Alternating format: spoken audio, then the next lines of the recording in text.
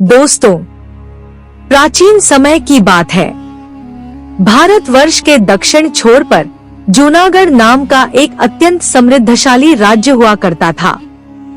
यहाँ के मंदिर, महल और राजभवन अपनी वास्तुकला के लिए विश्व प्रसिद्ध थे। जूनागढ़ के राजा महाराज जयवर्धन अत्यंत न्यायप्रिय और धर्मपरायण थे, किंतु उनकी एकमात्र संतान राजकुमारी रूपलेखा अपने पिता के स्वभाव से बिल्कुल विपरीत थी। रूपलेखा की सुंदरता की चर्चा तीनों लोकों में थी। लोगों का मानना था कि जब वह अपने महल की अटारी पर आती, तो चंद्रमा भी लज्जा के मारे बादलों में छिप जाता था। उसकी त्वचा कुंदन की तरह दमकती थी और आंखें तो ऐसी थीं, मानो किसी ने गहरे समुद्र को उनमें कैद कर लिया हो। लेकिन रूपलेखा जितनी रूपवती थी, उतनी ही अहंकारी भी थी। चित्रलेखा को अपनी सुंदरता और राजसी पद का इतना घमंड था कि वह सामान्य प्रजा को कीड़े मकोड़ों की तरह समझती थी। उसका सख्त आदेश था कि जब भी वह जूनागढ़ की गलियों से गुजरे, तो हर दुकान को रेशमी पर्दों से ढक दिया जाए। कोई भी कुरूप या साधारण दिखने वाला व्यक्ति उसके सामने न आए। उसे लगता था कि किसी गरीब या बदसूरत व्यक्ति की परछाई भी अगर उस पर पड़ गई, तो उसका रूप मैला हो जाएगा। एक दिन वसंत ऋतु का आगमन था। राजकुमारी रूपलेखा अपनी सखियों और भारी सुरक्षा के बीच अपनी स्वर्ण जड़ित पालकी में सवार होकर नगर के प्रसिद्ध शिव मंदिर में पूजा करने जा रही थी। पालकी के आगे आगे नगाड़े बज रहे थे। उनके साथ साथ मुनादी करने वाले चिल्ला रहे थे, राजकुमारी चित्रलेखा पधार रही हैं। सभी लोग नजरें नीची करके मार्ग खाली करो। जिस रास्ते से राजकुमारी गुजर रही थी, वह कुम्हारों और मूर्तिकारों की बस्ती थी। उसी मार्ग के किनारे एक पुराना बरगद का पेड़ था, जिसके नीचे बैठकर चंदनपुर गांव का एक युवा मूर्तिकार, जिसका नाम माधव था, वह एक अद्भुत मूर्ति बना रहा था। माधव अपनी कला में इतना खोया हुआ था कि उसे ढोल नगाड़ों की आवाज सुनाई नहीं दी। वह मिट्टी में सने हाथों से एक देवी की प्रतिमा को आकार देने में मग्न था। राजकुमारी की पालकी ठीक उसी पेड़ के पास से गुजरी। अचानक माधव का हाथ फिसला और उसके हाथ से मिट्टी का एक बड़ा गोंदा छिटककर राजकुमारी की पालकी के रेशमी पर्दे पर जा गिरा। पर्दे पर मिट्टी का दाग देखकर राजकुमारी का क्रोध सातवें आसमान पर पहुंच गया। उसने तुरंत पालकी रोकने का आदेश दिया और जोर से चिल्लाकर कहा, किस दुस्साहसी ने हमारी सवारी को अपवित्र करने का प्रयास किया है। रूपलेखा की आवाज में बिजली जैसी कड़क थी। सिपाही दौड़कर पेड़ के पीछे गए और कांपते हुए माधव को घसीटकर वहां ले आए। माधव ने जब देखा कि उससे क्या अपराध हुआ है, तो वह भय से पीला पड़ गया। उसने राजकुमारी के सामने हाथ जोड़कर घुटनों के बल बैठकर प्रार्थना की, क्षमा करे राजकुमारी, मैं अपनी कला में इतना लीन था कि मुझे आपकी सवारी का ध्यान नहीं रहा। यह सब भूलवश हुआ है।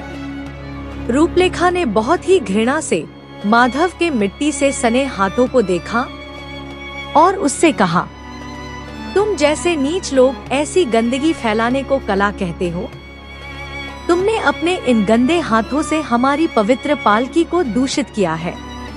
माधव हाथ जोड़कर गिड़गिड़ाता रहा, मुझे माफ करे राजकुमारी, मैं चंदनपुर का एक तुच्छ कलाकार हूँ।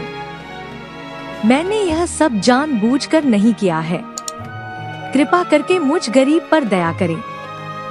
लेकिन माधव की लाख मिन्नतों के बाद भी रूपलेखा का पत्थर दिल कतई नहीं पसीजा।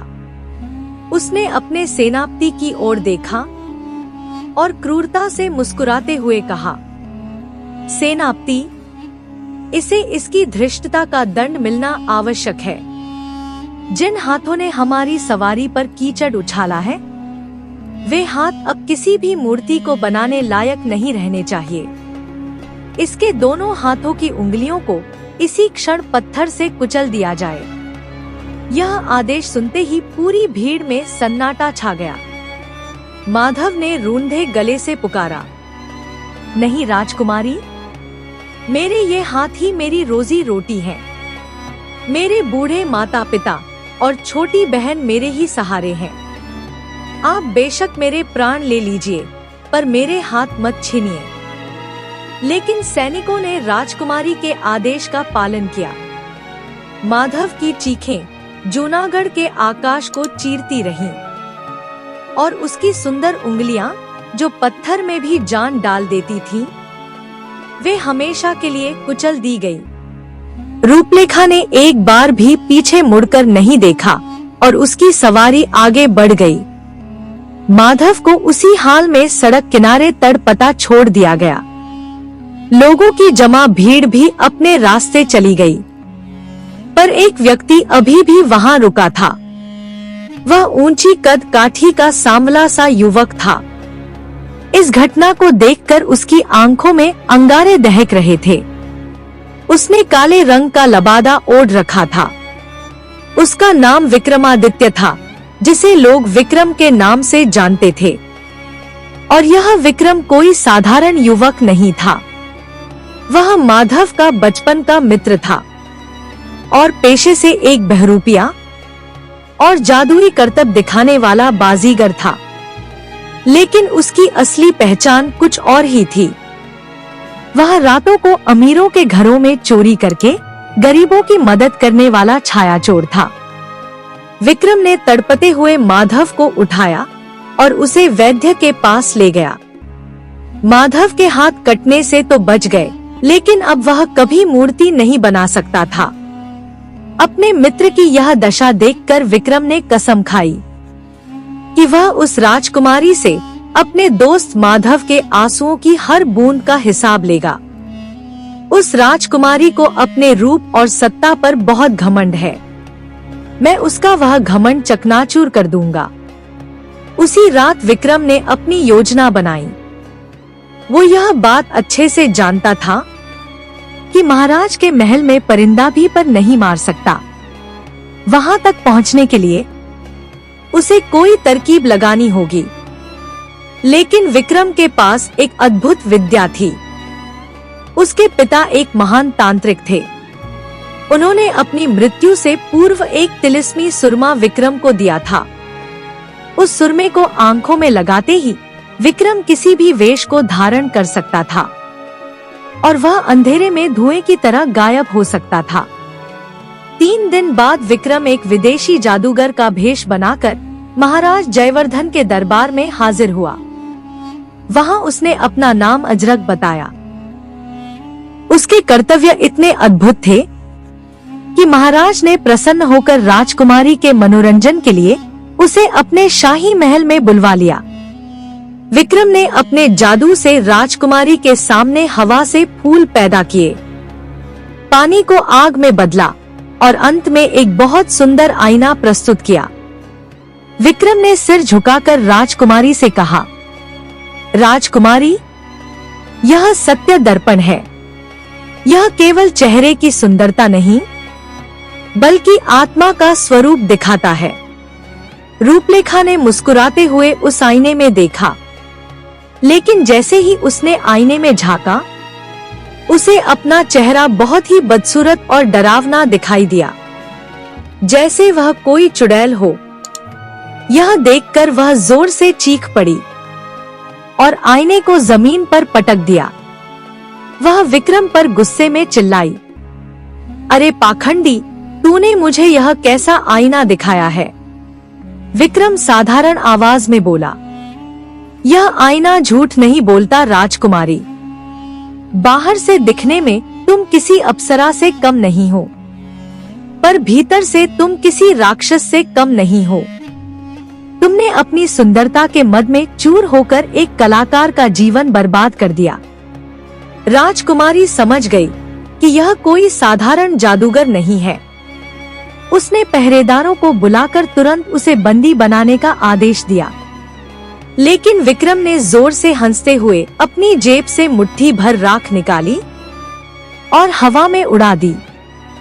पूरा कमरा धुएं से भर गया और जब धुआं छंटा तो जादूगर गायब था और साथ ही राजकुमारी के गले का सबसे प्रिय नौलखा हार भी गायब था। राजकुमारी के पैरों के पास एक पत्र पड़ा था जिस पर लिखा था, राजकुमारी रूपलेखा, सुंदरता का असली गहना दया है जिसे तुम बहुत पहले खो चुकी हो। अब तुम्हें यह हार तभी वापस मिलेगा जब तुम अपने अहंकार का त्याग करोगी। पत्र को पढ़कर राजकुमारी का क्रोध प्रतिशोध की ज्वाला बन गया। उसने पूरे राज्य में घोषणा करवा दी कि जो कोई शख्स उस चोर को पकड़ेगा उसे मुंह मांगा इनाम दिया जाएगा। लेकिन विक्रम एक हवा का झोंका था जिसे मुट्ठियों में कैद नहीं किया जा सकता था। एक सप्ताह बाद रूपलेखा अपने शाही बगीचे में टहल रही थी। वह अभी भी उस अपमान को नहीं भूली थी। तभी उसकी नजर एक अत्यंत दुर्लभ और सुंदर फूल पर पड़ी जो झाड़ियों के बीच में खिला हुआ था। उस फूल की महक ने उसे सम्मोहित कर लिया। जैसे ही उसने फूल तोड़ने के लिए हाथ आगे बढ़ाया, फूल के नीचे छिपे एक नीलकंटक बिच्छू ने उसकी उंगली में डंक मार दिया। यह कोई साधारण बिच्छू नहीं था। यह दक्षिण के जंगलों का सबसे जहरीला जीव था। डंक लगते ही बिच्छू का विष उसके शरीर में इतनी तेजी से फैला कि वह चीख भी ना सकी और वहीं बेहोश होकर गिर पड़ी। नगर के सबसे जानकार वैद्य, हकीम और तांत्रिक बुलवाए गए, लेकिन उस बिच्छू के जहर का कोई तोड़ नहीं मिला। राजकुमारी का शरीर नीला पड़ गया, सांसें रुक गईं और नाड़ी भी थम गई। शाही चिकित्सकों ने सिर झुकाकर राजा से कहा, क्षमा करें महाराज, राजकुमारी रूपलेखा अब हमारे बीच नहीं रही। पूरे जूनागढ़ में शोक की लहर दौड़ गई। महाराज जयवर्धन पछाड़ खाकर गिर पड़े। जिन नगरवासियों को राजकुमारी ने इतना सताया था, वे सब भी राजा के दुख में दुखी हो गए। परंतु जंगल में छिपा विक्रम यह खबर सुनकर चौंक गया। उसे जड़ी बूटियों का अच्छा ज्ञान था। वह सांपों और बिच्छुओं के विष का तोड़ भी जानता था। उसे पता था कि नीलकंटक बिच्छू का विष मनुष्य को मारता नहीं, बल्कि उसे मृत निद्रा में सुला देता है। 3 दिन तक मनुष्य के प्राण शरीर के किसी कोने में अटके रहते हैं। यदि सही समय पर संजीवनी घृत और विशेष मंत्रोच्चार किया जाए तो वह बच सकता है, लेकिन अगर उसे जला या दफना दिया गया तो उसकी वास्तविक मृत्यु हो जाएगी। विक्रम दुविधा में पड़ गया। वही राजकुमारी जिसने उसके मित्र का जीवन बर्बाद किया था, आज मृत्यु के द्वार पर थी। क्या उसे मरने देना चाहिए? लेकिन विक्रम का दिल एक अपराधी का नहीं, बल्कि एक नायक का था। उसने सोचा, मृत्यु तो उसे दंड से मुक्त कर देगी। अपने पाप का प्रायश्चित करने के लिए उसे जीवित रहना होगा। अगले दिन राजकुमारी का अंतिम संस्कार शाही शमशान घाट पर तय किया गया। चंदन की लकड़ियों की चिता सजाई गई। भारी भीड़ और रोते बिलखते राज परिवार के बीच राजकुमारी के निर्जीव शरीर को चिता पर लिटाया गया। परंतु जब अग्नि प्रज्वलित करने का समय आया तो अचानक आसमान में काले बादल छा गए और मूसलाधार बारिश होने लगी। इतनी भयंकर वर्षा हुई कि चिता की लकड़ियां गीली हो गई और राजकुमारी के अंतिम संस्कार को रोकना पड़ा। राजपुरोहित ने महाराज को सलाह दी कि अब राजकुमारी का अंतिम संस्कार कल सवेरे ही होगा। शव को शमशान घाट के विश्राम गृह में रख दिया गया और पहरेदार तैनात कर दिए गए। विक्रम के लिए यह अच्छा अवसर था। आधी रात के समय जब सारे पहरेदार बारिश और ठंड से बचने के लिए अलाव के पास बैठे हुए थे, तब शमशान की पिछली दीवार से सटाकर विक्रम ने बेहोशी की धूनी जलाई, जिससे पहरेदार गहरी नींद में सो गए। उसी समय विक्रम ने जल्दी से विश्राम गृह का ताला तोड़ा और भीतर दाखिल हुआ। अंदर फूलों से ढकी राजकुमारी अभी भी उतनी ही सुंदर लग रही थी, मानो वह गहरी नींद में सो रही हो। विक्रम ने एक पल भी नहीं गवाया। उसने राजकुमारी के शरीर को एक बड़े बोरे में रखा और उसे अपनी पीठ पर लादकर वहां से निकल गया। वह जानता था कि अगर सुबह तक वह उसे अपनी गुप्त गुफा में नहीं ले गया तो बिच्छू का विष अपना पूरा काम कर देगा। सुबह होते ही राज्य में हाहाकार मच गया। राजकुमारी का शव गायब था। महाराज ने सोचा कि किसी जंगली जानवर या राक्षस ने ऐसा किया है। पूरे राज्य में गुप्तचर फैला दिए गए। उधर जूनागढ़ की सीमा से बहुत दूर घने जंगलों के बीच दंडक वन की एक गुफा में विक्रम जड़ी बूटियां पीस रहा था। राजकुमारी एक पत्थर की शिला पर लेटी थी। विक्रम ने एक विशेष लेप बनाया और उसे बिच्छू के डंक वाले स्थान पर लगाया। फिर उसने अपनी झोली से एक शंख निकाला और विशेष ध्वनि में बजाने लगा। घंटों के प्रयास के बाद राजकुमारी की उंगलियों में कुछ हरकत हुई। उसने एक गहरी सांस ली और धीरे धीरे आंखें खोलती हुई उठ बैठी। कई घंटों तक उसकी आंखों के सामने अंधेरा छाया हुआ था, लेकिन जब उसकी दृष्टि साफ हुई तो उसने खुद को महलों में नहीं बल्कि एक नम और अंधेरी गुफा में जानवरों की खालों के बीच पाया। सामने आग के पास एक युवक बैठा हुआ था। अभी रूपलेखा की आवाज कमजोर थी। उसने कांपती सी आवाज में कहा, दासी, मेरे लिए पानी लेकर आओ। विक्रम ने मुड़कर देखा और व्यंग से मुस्कुराया। फिर उसने कठोर स्वर में कहा, यह तुम्हारा जूनागढ़ का महल नहीं है राजकुमारी, और ना ही यहाँ तुम्हारे लिए कोई दास दासियां हैं। तुम्हें अगर पानी पीना है तो खुद उठकर मटके में से लेकर पी लो। अब रूपलेखा की याददाश्त वापस आने लगी। वह विक्रम पर जोर से चिल्लाई, कौन हो तुम? तुम्हारी हिम्मत कैसे हुई मुझसे ऐसे बात करने की? मुझे तुरंत मेरे पिता के पास ले चलो। विक्रम ने कहा, तुम्हारे पिता और पूरी दुनिया के लिए तुम मर चुकी हो। राजकुमारी रूपलेखा, मैंने तुम्हें शमशान से चुराया है। अगर मैं ना होता तो अब तक तुम राख बन चुकी होती। रूपलेखा गुस्से से बोली, झूठ बोलते हो तुम, मुझे जाने दो। वह भागने के लिए उठी, लेकिन कमजोरी के कारण गिर पड़ी। विक्रम दूर खड़ा उसे देखता रहा। उसने उसे कोई सहारा नहीं दिया, बल्कि कठोर शब्दों में कहा, राजकुमारी रूपलेखा, अगर जीवन का मूल्य समझना है तो खुद खड़ा होना सीखो। यह तुम्हारा महल नहीं है, ना तुम यहाँ की राजकुमारी हो। यहाँ के नियम मेरे हैं। तुम्हें भोजन चाहिए तो काम करना होगा। इतना कहकर विक्रम ने एक झाड़ू उसकी ओर फेंकी।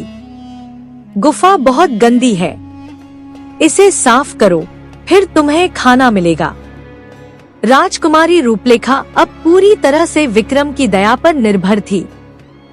यह सब उसके लिए किसी नरक से कम नहीं था। पहले 2 दिन उसने भूख हड़ताल की, विक्रम को गालियां दी, खूब रोई, खूब चिल्लाई, लेकिन विक्रम पत्थर की मूरत बना रहा। तीसरे दिन भूख ने उसके अहंकार को तोड़ना शुरू किया। उसने कांपते हाथों से सूखी रोटियां खाईं, जो विक्रम ने उसके सामने फेंकी थी। इस तरह कई महीने बीत गए। धीरे धीरे रूपलेखा को जंगल के कठोर जीवन की आदत पड़ने लगी। जो हाथ कभी फूल उठाने से भी कतराते थे, अब वे जंगल से लकड़ियां बीनते थे।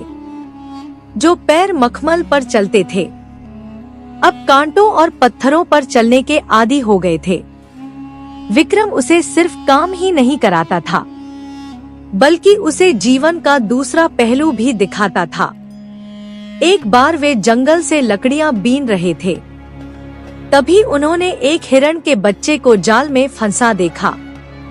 रूपलेखा ने उदासीनता से कहा, क्या तुम इस हिरण के बच्चे को छुड़ा सकते हो? विक्रम ने बिना कुछ कहे जाल काटा और हिरण के बच्चे को आजाद कर दिया। बच्चा अपनी माँ के पास दौड़ गया। उनकी खुशी देखकर रूपलेखा के दिल में कुछ अजीब सी हलचल हुई। एक शाम विक्रम बीमार पड़ गया। उसे तेज बुखार था और वह ठंड से कांप रहा था। रूपलेखा के पास भागने का यह सुनहरा मौका था। वह गुफा के मुहाने तक गई। अब उसके सामने खुला आसमान और आजादी थी। लेकिन फिर उसने पीछे मुड़कर विक्रम को देखा, जो तेज बुखार से तप रहा था। यह वही विक्रम था जिसने रूपलेखा को मरने से बचाया था। आज उसके मन में कहीं ना कहीं इंसानियत घर कर गई थी। वह वहीं से वापस लौट आई। आज पहली बार उसने अपने बारे में ना सोचकर किसी और के बारे में सोचा था।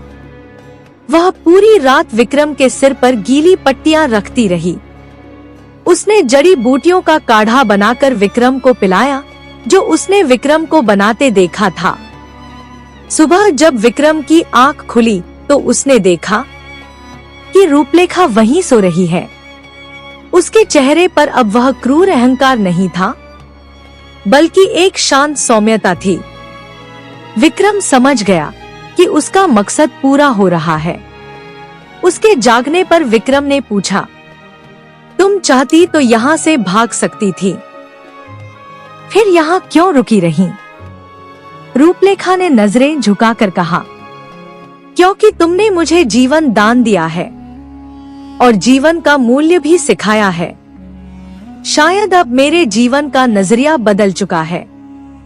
शायद अब मैं पहले वाली रूपलेखा नहीं रही। विक्रम ने मुस्कुराते हुए अपनी झोली से वह 9 हार निकाला और रूपलेखा को देकर कहा, यह तुम्हारी अमानत है। रूपलेखा ने हार को लिया और एक तरफ रखकर कहा, अब मुझे यह पत्थर के टुकड़े नहीं लुभाते। अब मुझे जंगल के रंग बिरंगे फूल और नदी का पानी ज्यादा कीमती लगता है। इस तरह पूरा 1 वर्ष बीत गया। जूनागढ़ पर पड़ोसी राजा काल भैरव ने आक्रमण कर दिया। महाराज जयवर्धन अपनी बेटी के गम में इतने कमजोर हो चुके थे कि वे युद्ध का संचालन ठीक से नहीं कर पा रहे थे। शत्रु सेना किले को घेर चुकी थी और किसी भी क्षण जूनागढ़ का पतन हो सकता था।